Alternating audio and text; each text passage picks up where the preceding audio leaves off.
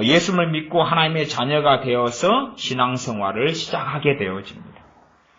그리고 이제 첫 번째 믿음으로 구원받는 것, 그 다음에 마지막 세 번째, 제가 세 가지 핵심 사항이 있다고 그랬습니다. 구원론에 있어서 세 가지 핵심 사항. 첫 번째 믿음으로 구원 얻는 것, 그 다음에 두 번째는 두렵고 떨림으로 너희 구원을 이루라. 다른 말로 좀 자세히 한다면은 성화입니다. 성화. 그러나 많은 사람들이 믿음과 성화를 분리시킵니다. 구원과 성화를 분리시키지만 이것이 분리될 수 없는 겁니다. 그것은 조금 이따 더 자세히 설명하기로 하고, 첫 번째가 믿음으로 얻는 구원, 그 다음에 이제 세 번째가 배교가 있습니다. 배교가. 첫째, 한국교회가 오랫동안 잘못된 구원론을 가져온 이유, 나아가서 한국교회가 가진 구원론이 유감스럽게도 구원파하고 너무나 유사했던 이유가 이 배교 문제 때문에 그렇습니다. 말하자면 제가 신학대학원을 다녔던 90년대 후반만 해도 신학교 안에서, 특별히 합동이든 개혁이든 보수 정통이라고 하는 신학교 안에서 전반적으로 신학교 교수님들, 박사님들과 또한 목회자 중에서 그래도 연륜이 있는 원로 목사님들이나 또 고참 목사님들이 주장했던 것은 뭐냐 하면 배교란 없다였습니다. 배교란 없다였습니다. 이게 정말 기가 막힌 주장들을 했고 듣고 살았던 그런 것입니다. 그래서 이 구원론에 있어서 핵심적인 세 번째인 것이 배교입니다. 이게 배교만 잘 이해해도 구원론에 있어서 크게 많이 잘못되지 않게 됩니다. 배교를 잘 이해해야 돼요. 배교를 잘 이해하지 못하면, 배교는 배교 같은 말인데 주님을 부인한다는 것입니다. 주님을 부인해서 불신자가 되는 것이죠. 하나님하고 아무 상관없는 마귀자식 지옥 백성이 되는 것입니다. 다른 말로 하면 구원받은 사람이 타락하는 것입니다. 타락하는 것. 저는 이 극단적 예정론에 찬성하지는 않습니다. 극단적 예정론은 배교를 부인합니다. 그건 비성경적이고 실제로 그것은 장로교가 존 칼빈에게서 왔다 그러지만 존 칼빈이 가르친 적이 없는 것입니다. 배교를 인정하지 않아요. 이 보수 신학을 하는 많은 사람들이 배교를 인정하지 않고 심지어 배교의 가능성도 부정해버립니다. 그것이 한국교회의 최소한 80년대 후반까지 장악했던 신학 사조고, 그리고 지금도 많은 목회자들이 배교를 부인합니다. 그래서 심지어 WCC에 가담하고도 담대한 것이고, 그리고 주님을 부인하는 발언을 자기가 하고서라도 담대한 것입니다. 왜? 배교를 인정하지 않기 때문에 그렇습니다. 그런 사람들은 성경을 어떤 식으로 보면 그런 결과가 나오는지 모르겠습니다만은 성경은 끊임없이 배교의 위험성을 이야기하고, 또한 배교하지 말라고 이야기하고, 배교자의 말로를 이야기하고, 그리고 배교하는 많은 상황과 처지, 사건, 일들을 많이 이야기합니다. 실제로 구약 성경에서 하나님의 선택을 이스라엘이 받습니다. 아브라함, 또 아브라함의 자손들이 하나님의 선택을 받습니다. 그리고 그 선택은 해피엔딩으로 구약에서는 대부분 끝나지 않았습니다. 그래서 에베소서 같은 하나님의 선택을 보면서 이 선택을 구원의 완성이라고 보는 어리석은 사람들이 있습니다. 선택해서 누구로 삼으셨습니까? 하나님의 자녀로 삼았습니다. 하나님의 자녀로 삼은 바 된 사람들, 다시 말하면 구원받은 사람들이 결과적으로 이스라엘의 대부분은 배교했습니다. 구원받지 못한 채 끝났다 그 말이에요. 구원받은 사람들이 구원받지 못한 채 끝났습니다. 대부분이 그렇습니다. 그래서 배교란 문제만 좀 이해를 해도 구원론이 잘못되는 경우는 아주 드물게 됩니다. 아주 드물게 돼요. 그 다음에 이제 중간 두 번째의 성화의 문제. 제가 구원과 성화는 뗄래야 뗄 수가 없다. 왜? 이 성화, 다시 말하면 행함 있는 믿음이에요. 행함 있는 믿음. 말씀대로 순종하고 하나님을 경외하고 살아가는 것. 그것은 해도 되고 안 해도 되는 선택사항이 아닙니다. 이게 구원을 받았다. 그리고 성화가 있다. 구원과 성화를 분리시켜버리면 나는 구원받았으니까 말씀대로 안 살아도 되고, 나는 구원받았으니까 나는 내 마음대로 살아도 되고, 육신의 정욕과 이성의 자랑, 안목의 정욕대로 살아도 괜찮다고 생각하는데, 그런 사람들이 이미 잘못돼 버린 구원파하고 같은 신앙이다 그 말이에요. 그래서 구원파는 예수님 믿었다, 구원받았다, 그러므로 과거, 현재, 미래의 모든 죄가 용서받았기 때문에 더 이상 회개할 필요가 없다, 그리고 주기도문에서도 회개하는 죄를 사해달라는 것을 없애버리고, 기도드려도 없애버리고 회개하지 않습니다. 왜냐하면 그들은 한번 구원받았다, 그리고 그 구원은 영원할 것이다. 그리고 내가 구원받은 다음에는 더 이상 이제는 죄가 아니다는 것입니다. 그래서 그런 사람들에 대하여서 요한계시록 2장에서는 누구라고 이야기하냐 그러면 니골라 당이라고 이야기합니다.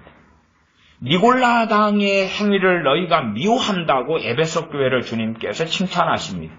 너가 니골라 당의 행위를 미워하지? 나도 그렇다.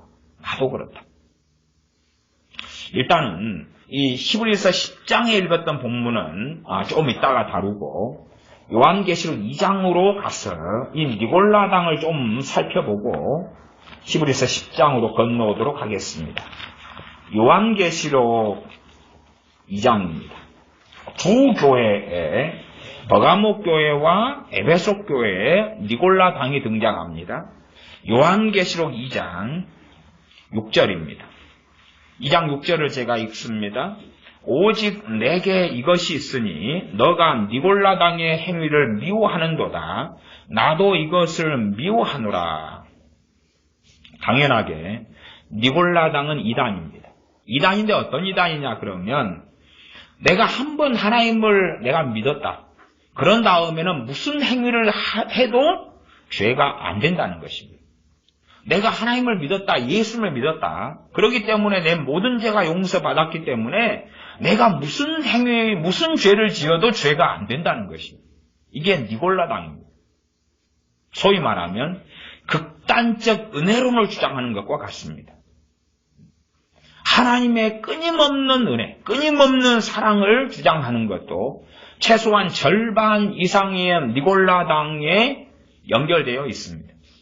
그래서 이 니골라 당을 다른 말로 뭐냐, 무율법주의자. 예수님이 오셔서 율법을 폐했다. 그러니까 구약의 말씀이나 신약의 여러 말씀들을 지키지 않아도 상관없다. 그건 무율법주의자. 아니면 그것을 도덕론 폐기론자라 그럽니다. 이제 내가 예수님 믿었기 때문에 겸손해라, 사랑해라, 용서해라, 기도해라, 하나님을 사랑해라, 괜찮다. 나 예수님 믿었기 때문에 구원받았다. 그렇기 때문에 그런 도덕률에 대해서 나는 자유롭다. 봐라, 율법에 멍해해서 벗겨주신다고 말씀했지 않느냐. 나는 율법에 멍해해서 벗겨져서 자유롭게 되었다. 그게 니골라 당입니다. 이 니골라 당이 소위 말하면 한국 교회에 오랫동안 사로잡아왔던 신학 사조에 속합니다. 그래서 구원과의 행함을 분리시켜버린 거죠. 저는 그것을, 이 행함을 지금 성화로서의 행함을 설명하고 있습니다. 구원과 성화를 분리시켜버린 것입니다. 그래서 믿는 사람은 이제 심판 안 받아. 믿는 사람은 심판 안 받아. 거짓말입니다. 성경을 읽어보면 믿는 사람들에게 하는 심판이 반복되어 나와 있습니다.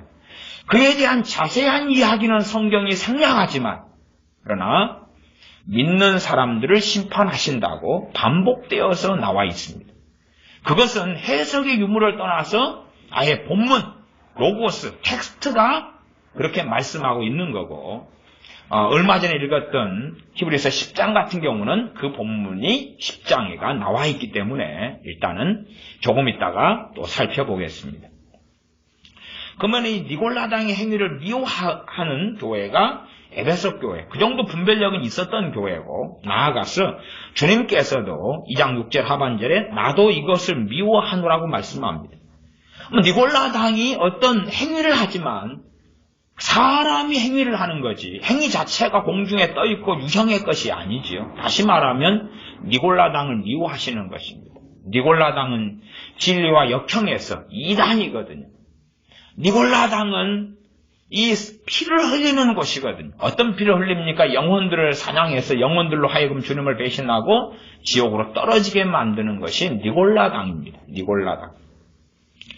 어떤 면에서요, 이 행위구원론을 반을 뒤집어 쓰고 나온 그렇게 성경을 해석하는 사람들도 많이 있어 오는데, 그것이 어떤 면에서는 구원파 같은 구원론이나 이 니골라당 같은 한국교회가 오랫동안 가져왔던 그 구원론의 반작용으로서 행함 있는 삶 믿음이 유효하고 그 믿음으로 구원받는다는 상당히 위험한 그런 구원론이 튀어나온 이유가 됩니다.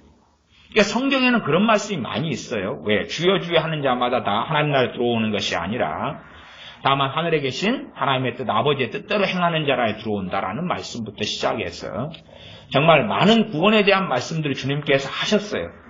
그러니까 그 말씀이 어디에 위치해야 되느냐, 또한 어떻게 이해해야 되느냐에서 그것을 구원의 중심으로 봐버린 경우가 있어요. 물론 당연하게 구원론의 중심에 주님의 그 말씀들이 존재하는 건 정확히 사실입니다. 그러나 그 말씀이 행함으로 구원을 받는다는 말씀하고는 다르다 그 말이에요. 그 다른 것이에요. 정말로 아버지의 뜻을 행하는 삶을 살지 않는다면 비유적으로 한 아이가 태어난 다음에 그 다음에 그 아이가 돌봄을 받고 젖을 먹고 그리고 생활할 때 그 아이는 죽지 않습니다. 그러나 돌봄을 받지 않고 젖을 안 먹고 병든다면 그 아이는 죽는 것이죠. 아무것도 먹지 않고 굶주린다면 그 아이는 죽는 것입니다. 그것이 사람의 생로병사입니다. 마찬가지로 한 사람이 거듭나고 구원받아서 예배도 더 이상 안 드리고 기도도 하지 않고 하나님의 말씀을 상고하지도 않고 그렇게 살아간다면 그 구원받은 거듭난 그 사람은 죽어버리는 것입니다. 그것이 야고보서 2장에 해당되는 행함이 없는 믿음은 죽은 믿음이라는 것입니다. 그 순서가 구원받은 사람에게 하신 말씀이에요. 왜? 행함 없는 믿음은 죽은 믿음이라는 말씀의 대상이 불신자입니까? 아니면 크리스찬입니까? 크리스찬이에요. 크리스찬. 어떤 크리스찬이죠? 구원받은 크리스찬이에요. 구원받은 크리스찬에게 형제들아 그러면서 너희가 행함이 없는 믿음이 영혼을 구원할 수 있겠느냐? 구원할 수 없다. 귀신도 그런 것은 한다. 행함 있는 믿음으로 야야 구원한다. 그것은 그걸로서 구원받는다고 불신자들에게 복음을 전한 것이 아닙니다. 그 말씀을 구원받은 하나님의 백성 자녀들에게 말씀하고 있으면서 그들이 지금 많은 경우 잘못된 삶을 살고 있다고 책망하고 있는 것입니다. 소위 말하면 배교의 길을 걸어가고 있다고 이야기하는 것입니다. 그리고 어느 경우는 단번에 행위가 배교가 되겠지만 많은 죄 짓는 삶은 배교, 배도의 과정이 됩니다. 그래서 세 가지 구원에 있어서 성경의 구원론에 있어서 그 세 가지 사항을 연결해서 이해하시는 것이 중요합니다. 일단은 니골라당을 좀 더 설명하겠습니다. 2장 15절에 버가모 교회에 주시는 말씀 이와 같이 내게도 니골라당의 교훈을 지키는 자들이 있도다. 내게도 이와 같이니까 이와 같이는 앞에 있는 말씀과 관련이 되겠죠. 앞에 있는 말씀.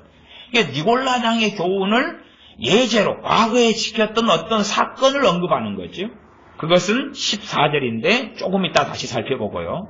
이와 같이 그러니까 앞에의 사건이 니골라당의 교훈을 좇았던 발람의 교훈이었다는 사실, 발람의 사건이었다는 사실이에요. 그 다음에 이와 같이 그 앞에 것을 연결시켜서 너에게도 버가모 교회 교인들 가운데서도 니골라당의 교훈을 지키는 자들이 있다. 니골라당은 예수를 믿고 내가 구원받았으니까 소위 말하면 한 번 구원은 영원하다. 내가 예수님 믿고 구원받았으니까 이 구원은 절대 빼앗기지 않는다. 내가 온갖 짓을 할지라도 빼앗기지 않는다고 주장하는 것입니다. 그런 사람이 니골라당의 교훈인 거죠. 오히려 사도 바울을 통해서는 두렵고 떨림으로 너희 구원을 이루라고 말씀하고 있는데 그것에 대해서는 무관심한 것입니다. 그래서 이 니골라당의 교훈을 지키는 사람들의 말씀은 이 구원론에 있어서 이 세 가지 핵심을 항상 자주 반복적으로 사실은 다루어야 됩니다. 배도를 자꾸 이야기해서 경계를 해야 되고, 그 다음에 성화. 아이가 갓난아이 때는 많이 죽습니다. 지금이야 시대가 좋아져서 또 부모가 잘 키우고 때마다 보건소에 가서 필요한 주사를 맞고 하기 때문에 유아 사망률이 적지만은, 그러나 과거의 시대에는 영유아 사망률이 굉장히 높았습니다. 마찬가지로 대한민국이 아니라 좀 후진국만 가도 영유아 사망률은 아주 높습니다. 영적으로도 한 사람이 예수를 믿고 거듭난 다음에 그 다음에 제대로 된 보살핌이나 먹는 것을 제대로 먹고 돌봐주고 하지 않는다면 그 아이는 사망하고 죽게 되는 것입니다. 그런 것이 신앙적으로 영적으로 흔하게 벌어지는 일입니다. 흔하게 벌어지는 일이에요. 아니면 살아있다 할지라도 정상적인 영양을 공급받지 않았던 아이들은 피골이 상접하고 그리고 큰 정신질환, 큰 육체의 질환, 장애를 가지게 되는 경우들이 육체적으로 많이 있어 옵니다. 그것처럼 이 니골라당의 교훈을 가진 사람들, 그 사람들은 내가 예수님을 한번 믿었는데 그런데 어떤 일을 해도 상관이 없다. 다른 말로는 어떤 상황 속에서도 예수님 믿는 사람들은 보호된다. 무엇이 보호됩니까? 구원이 보호된다 그 말입니다. 다른 말로 하면 칼빈주 5대 교리 가운데 성도의 견인이라는 교리가 유감스럽게 니골라당의 교훈으로 해석될 수 있습니다. 하나님을 참 경외하고 사랑하는 하나님의 진정한 자녀들은 하나님께서 보호하시지. 그렇지요? 그러나 하나님을 등지고 세상을 사랑하여 떠나는 사람들을 하나님 보호합니까? 안 합니까? 안 하시죠. 그러니까 성경을 균형되게 읽어야 돼요. 성도의 견인이라는 교리는 성경에 존재합니다. 그러나 극단적으로 제 멋대로 때로는 마귀를 따라서 정욕을 따라서 살아가는데 하나님께서 보호하신다. 그것은 성도의 견인의 바른 사용, 바른 위치가 아닙니다. 그러나 환난을 당하고 고난을 당하는데 하나님의 자녀로서 하나님을 사랑하고 주님을 사랑하고 주님을 따르기를 원하고 불교 순종하고 그런 사람들에게 해당되는 것이 성도의 견인교리입니다. 그러나 성도의 견인교리를 이 니골라당의 교훈을 가진 자들이 많이 사용해 왔습니다. 왜 사용했습니까? 자기의 위로를 위해서. 자기 멋대로 살아가는데 성령님께서 위로를 주시지 않지요. 초대교회가 말씀대로 주님을 사랑했을 때 성령님의 위로로 그 교회가 진행했다고 이야기합니다. 사도행전에 성령님과 관련되어서 성령님의 위로가 있었다는 것이 몇 차례가 나옵니다. 그러나 유혹적, 정욕적으로 살아가는데 성령님의 위로가 있지 않겠죠. 성령님께 주시는 담대함, 확신이 있지 않겠죠. 그러니까 이제 어떤 자기들의 교리를 통하여서 위로와 확신을 받아야 되는데 그 중에 하나가 성도의 견인교리를 사용해 왔습니다. 자기 유격적, 정욕적 마음대로 살아간다면 말씀을 통하여 회개하라. 너 그렇게 살아가다 보면 어느 때가 되면 주님께서 나는 너희를 모른다고 하실 것이다. 그에 대한 중요한 주님께서 하신 비유가 있었죠. 그것은 열처녀 비유입니다. 열처녀 비유에서 5처녀는 슬기로웠고 5처녀는 미련했습니다.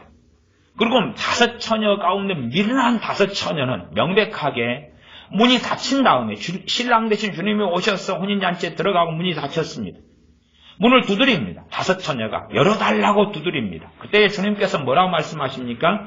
나는 너희를 모른다 그럽니다. 다시 말하면 이 미련한 5처녀도 성경 본문은 주님을 기다렸다고 그랬습니다. 10처녀가 다 주님을 기다렸는데 그 10처녀 중에서 5은 슬기롭고 5은 미련하다 그랬습니다. 그리고 주님께서 모른다는 이야기는 이 5처녀는 자기도 알지 못하는 사이에 배교했다는 이야기입니다. 배교자였기 때문에 그렇습니다. 행함이 없는 믿음이었기 때문에 주님께서 모른다 그랬다기보다도 행함이 없는 믿음이 계속 되어져 간다면 그가 가는 종착역은 배교이고 그리고 주님께서는 모른다 하시는 것입니다. 이게 말이 조금 다릅니다. 그 부분을 이해하셔야 됩니다. 달았더니 행함이 없어서 구원을 못 받았다가 아닙니다. 배교했기 때문에 그렇습니다. 미련한 5처녀는 실상은 주님을 사랑하지 않았고 그래서 미련한 5처녀에게는 기름이 준비되지 않았다고 이야기합니다. 당장 지금 현재 쓸 얼마의 기름밖에는 없었다 그 말이에요. 기름을 여벌로 준비하지 못했어요. 주로 기름이란 무엇인지 다 동의하는 부분이 있는데 성령님의 기름 부으심입니다. 성령님의 역사하심이고 성령님의 충만케 하심이라 이렇게 이해하시면 좋습니다. 그런데 그런 성령님을 소멸하고 성령님의 역사하심이 없었습니다. 왜요? 하나님과 다른 길로 가는데 성령님께서 충만케 하실 수 없지 않습니까? 하나님을 거역하는 길로 가고 육체의 정욕을 따라 안목의 정욕과 이생의 자랑을 따라가는데 성령님께서 그와 동행하시고 함께하시고 역사하실 턱이 없지 않습니까? 그러니 그들이 기름을 가지지 않은 것은 명확한 거죠.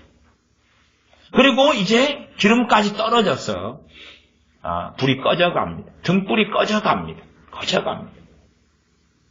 그리고 주님이 오실 때에 이제 꺼져가는 그 등불로 주님을 맞이할 수 없어서 기름을 구하러 떠나는 사이에 주님은 오셨습니다.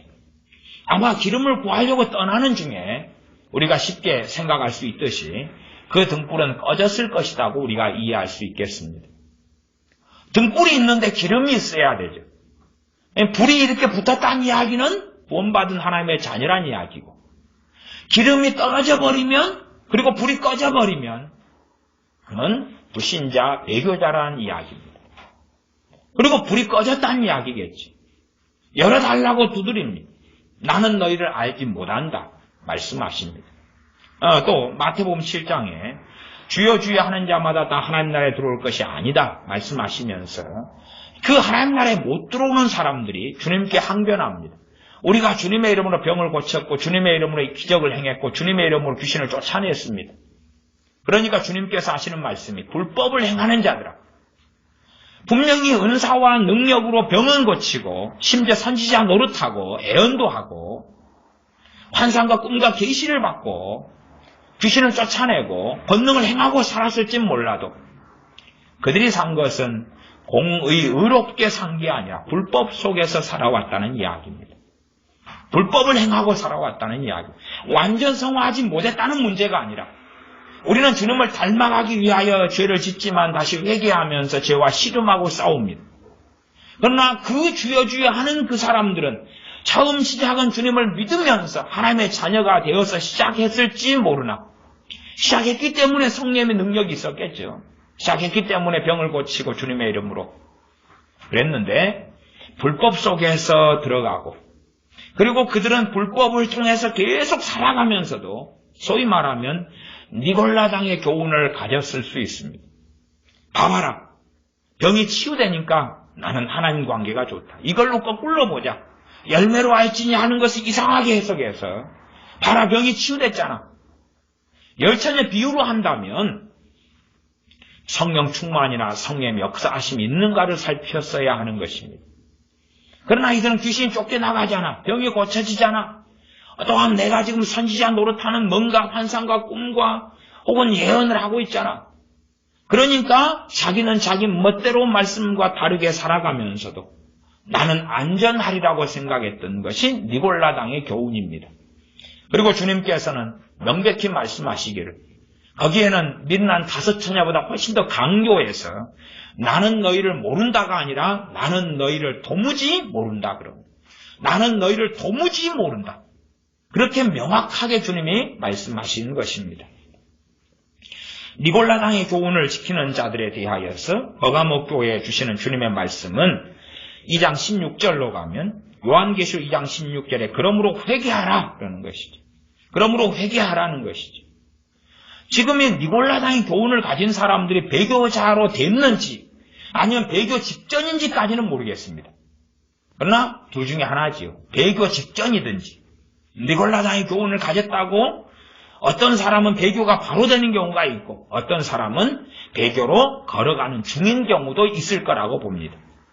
그래서 이 니골라당의 교훈을 지키는 자들에게 시간을 주시는 거죠. 회개하라고, 돌이키라고. 이 니골라당의 교훈을 버리고 바르게 하나님 앞에 돌아오라고. 이 니골라당의 교훈은 굉장히 광범위하게 적용될 수 있습니다. 어떤 적용이냐 그러면 내가 죄를 마음대로 지어도 안전하리라. 그 중에 가장 대표적인 것이 뭡니까? 돈을 사랑하는 것입니다. 돈을 사랑하는 것이 일만 악의 뿌리가 되나니. 이 발람이 무엇을 사랑했습니까? 돈을 사랑했습니다. 2장 14절에 가면 요한계시 2장 14절입니다.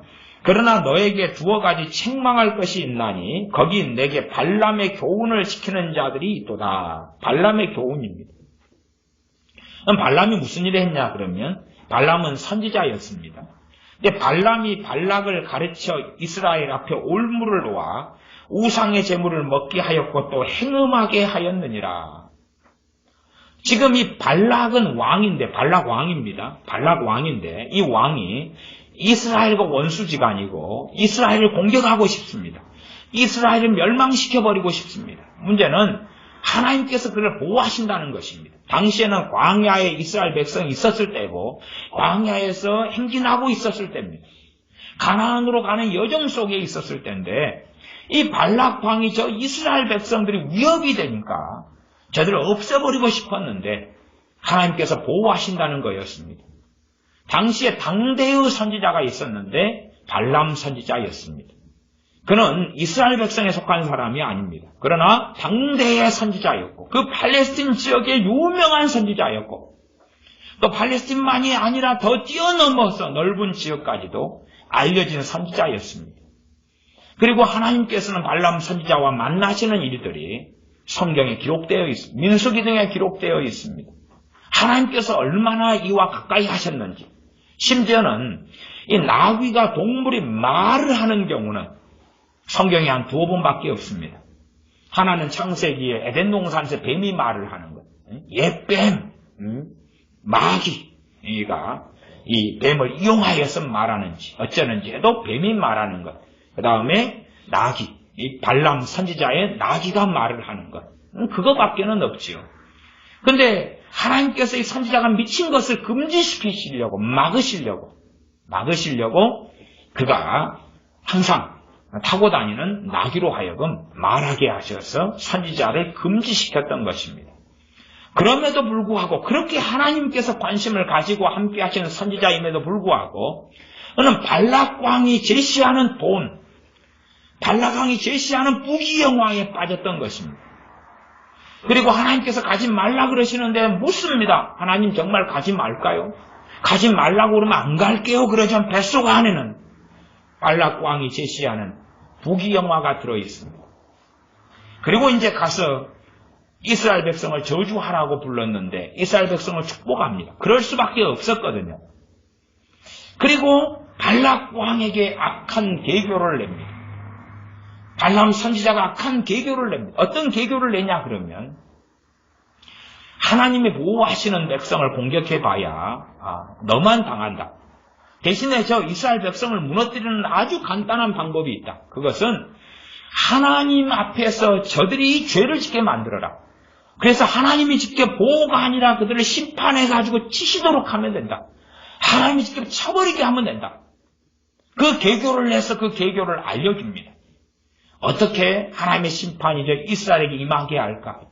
저 이스라엘 저 사람들은 유혹적이어서 우상으로서 빼가지고 우상 숭배한 전에 붙여가지고 이쁜 여자들을 붙여서 함께 행음하게 하고 이쁜 여자들로 현혹시켜서 맛있는 걸 먹이고 함께 잠자리를 하게 만들고 함께 우상의 제물을 먹고 마시고 즐기게 만들면 하나님께서 저 우상 숭배하며 행음하는 저들을 가만두지 않으실 거다. 그리고 가르쳐줍니다. 왜 가르쳐줬겠습니까? 이건 이미 이 발람은 니골라당의 교훈을 가진 선배였거든요. 내가 이런 악한 개교를 이스라엘을 무너뜨리도록 하는 악한 개교를 발락 왕이 가르쳐 주어도 나는 구원받을 거야. 나는 괜찮을 거야. 선지자니까. 나는 선지자니까 이 정도는 하나님께서 눈 감아 주실 거야. 내가 직접 짓는 죄가 아니잖아. 단지 나는 그냥 계략을 이야기해 줬을 뿐이야. 그 계략을 실천한 발락 왕이 잘못이고 발락 왕의 명령을 따라서 이 계략을 시행한 그 음란한 여자들이 문제고 그 다음에 이 게임에 넘어간 이스라엘 백성들이 잘못이지 내가 뭐 잘못이야. 그렇게 생각했던 사람이 이 발람 선지자였다는 사실입니다. 그래서 이가 본래부터 부귀영화, 성공을 위해서 하나님을 팔아먹었고 성공을 위해서 하나님의 백성 이스라엘을 팔아먹었던 자입니다. 손에 피를 직접적은 아니지만 가득히 묻힌 자였다 그 말이죠. 그래서 요한계시 2장 14절에 발람의 교훈 이야기를 하고 있습니다. 발람의 교훈을 지키는 자들이 있도다. 발람이 발락을 가르쳐 이스라엘한테 올무를 놓아서 저들로 하여금 죄짓게 만들어라.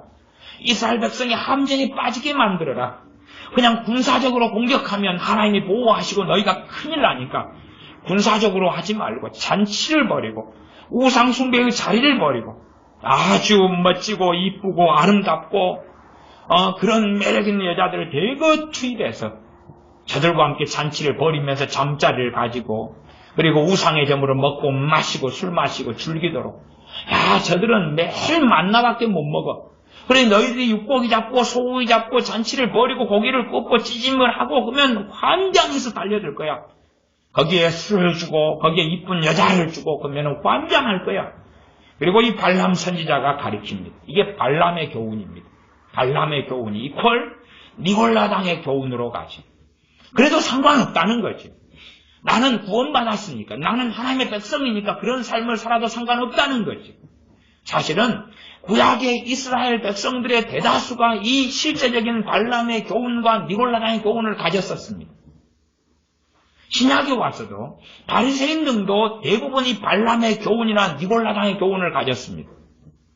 그래서 바리새인에게 주님께서 하신 말씀이 또 성경에 기록된 말씀이 바리새인은 돈을 사랑하는지라라고 기록됩니다. 그들은 돈을 사랑하고 삽니다.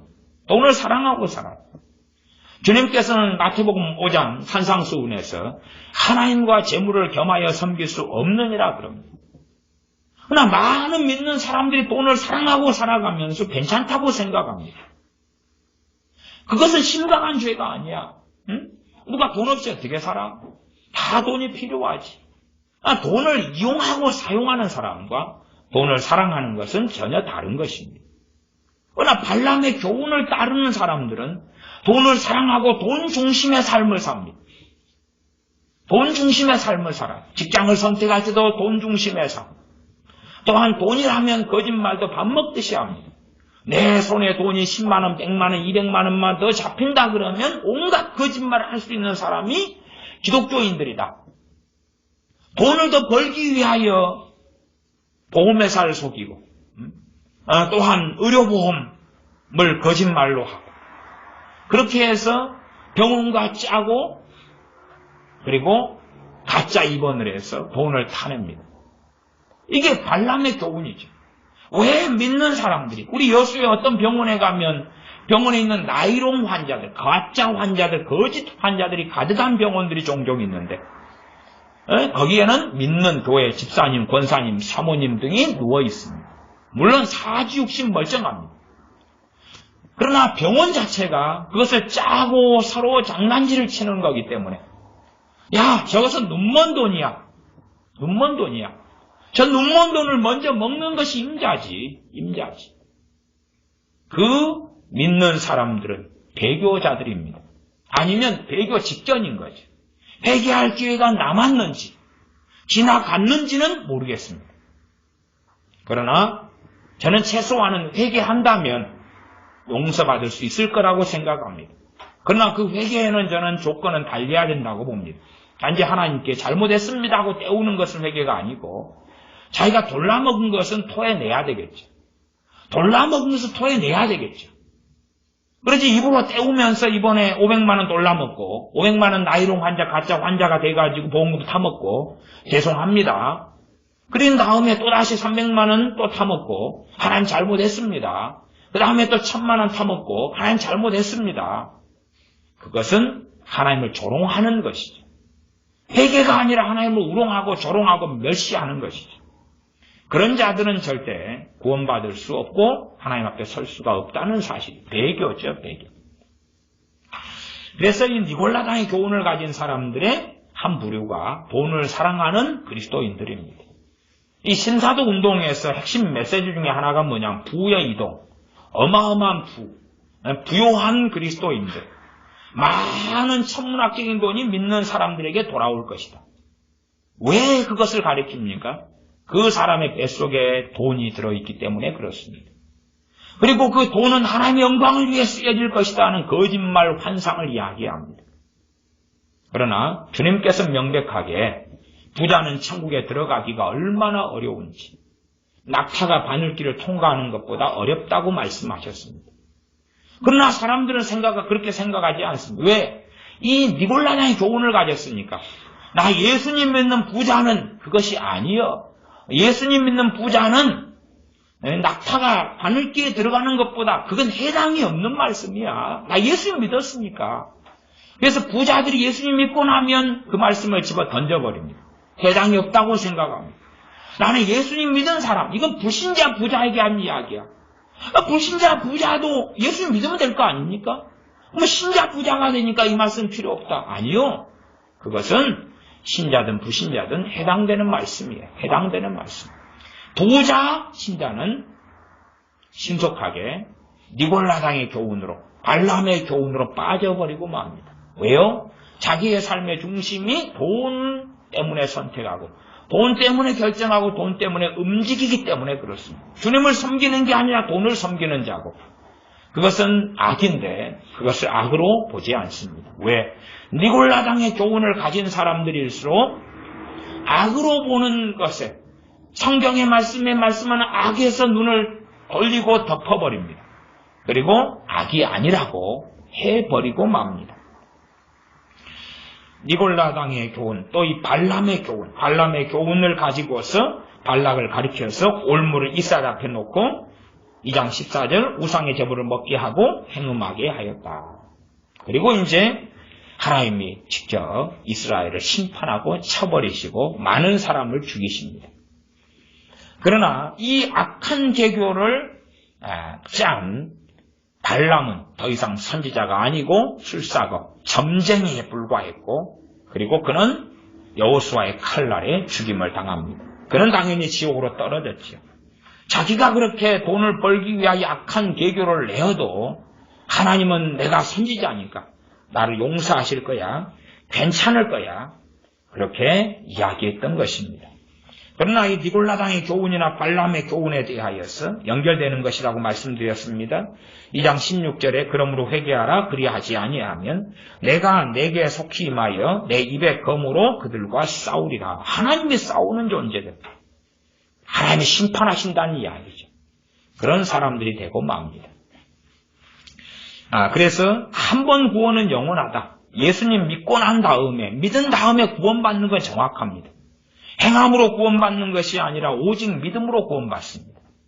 그러니까 이 잘못된 신학, 다시 말하면 이 가운데 부분, 믿음으로, 오직 믿음으로 구원받고 그 다음에 배교, 이 가운데 토막이 이제 성화, 다른 말로 행함 있는 산 믿음의 가운데 토막이 있습니다. 그런데 이 가운데 토막을 앞으로 바꿔버리는 사람들이 많아요. 가운데 토막을 앞으로 바꿔버려요. 그리 되면 행함 있는 산 믿음으로 구원받는다 했으니까 정통적인 성경이 말씀하는 구원론인 것도 같고 또 주님의 말씀도 섞어서 주여 주여 하는 자마다 다 천국에 간다, 가는 게 아니다 그랬으니까 말씀을 바르게도 가르치는 것 같고